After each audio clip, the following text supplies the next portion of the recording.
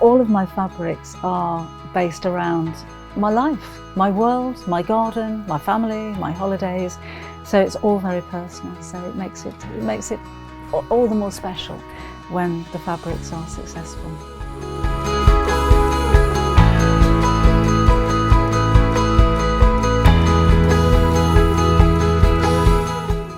I started sewing when I was a very young girl. My mum was a dressmaker and she had a spare bedroom which was full of drawers, full of fabrics, her sewing machine, and she used to let me play in there, which was very generous to a child that was about 3 or 4 years old. But I loved it. I used to make dolls' clothes. I made a waistcoat for my teddy bear, which I still have. I used to decorate shoe boxes and make caravans for my teenage dolls. So they had curtains and they had bedding, and they were the best dressed dolls that you ever saw. As I grew up and got married and had children of my own, I make clothes for them. I used to make clothes for them and dressing up clothes particularly. But I used to like homewares. I really got into making curtains and cushion covers and things for the home.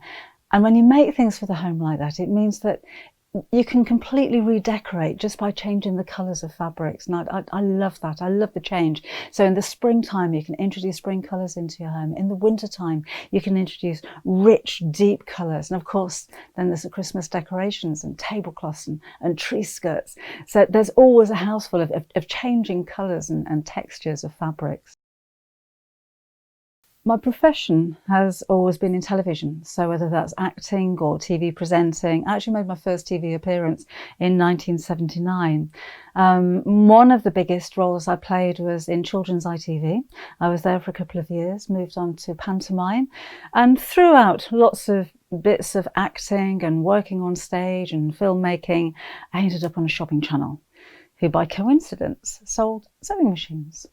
So I volunteered to demonstrate the sewing machines. My love of sewing was absolutely reignited, and my hobby and my career kind of came together. So around about the same time, I developed a YouTube channel, which is still going, which has well over 200,000 subscribers now, so it's pretty big. And I started writing books. The sewing completely took over the TV work. So I left the shopping channel and concentrated on the books, on the YouTube channel, and that's grown into my own designs of fabrics, which I was so excited about, and patterns and projects, and I write a lot for magazines as well. So my world is now full of sewing.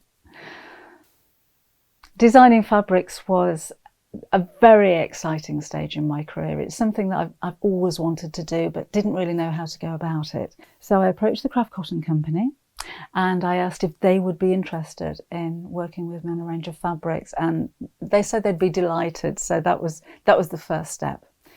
So my first range was called a cottage garden, which is my cottage garden, and using my sketches of the birds in the garden, the chickens, my actual cottage that I live in, the flowers, the dragonflies. It's elements of all of the things that I love about the garden, even the daisies that grow out of the lawn, all brought together in fabric.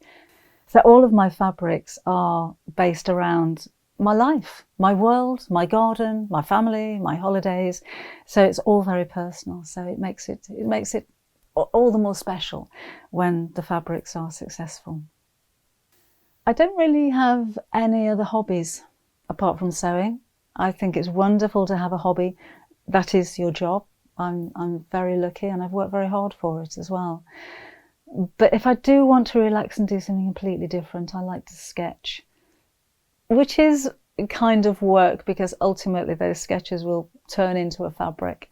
But I do find that very relaxing, and I like to just sketch with pencils. Wildlife is my favourite thing to sketch, and then I watercolour paint them as well. My favourite things to sew are bags. I've published 4 bag books so far. There's 2 more coming out towards the end of this year. I love working things out. It's kind of the mathematics. So I'll come up with an idea for a design, I'll sketch it, and then figure out how I make that gusset fit, where to put the pockets, how many pockets can I fit in there? Is it going to be a patch pocket? Is it going to be a zip pocket? Maybe an invisible pocket? How am I going to make the strap? What about having a rucksack, 2 straps, adjustable strap? I love all of that working out. And then drawing the patterns up from that and making sure that everything fits together like a jigsaw puzzle. So that's why I make so many bags. I think between the books and bag patterns that I've designed and bags that I've designed for magazines, I've probably got over 300 bags in my loft.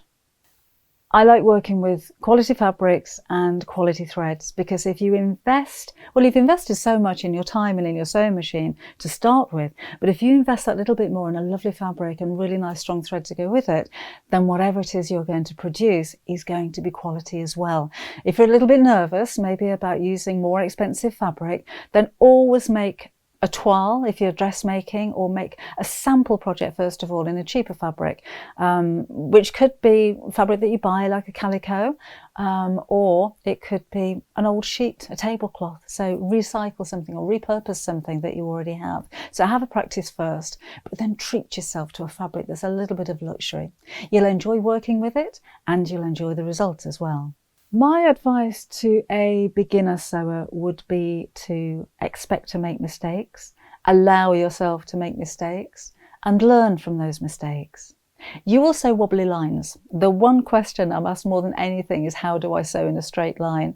And for the most part, it's practice, practice, practice. So I expect to do a wobbly line, and it won't matter if you do. And if you do get frustrated with whatever it is that you're making, put it down, go and make yourself a cup of tea, or come back to it again the next day, and it won't seem so daunting. But don't give up. You can be a sewer. You can be the sewer that you've always wanted to be, whether it's dressmaking, making things for the home, or making quilting. But enjoy it. Sewing isn't a chore. It's something that is so rewarding and so productive, and I'm sure you're going to love it as much as I do.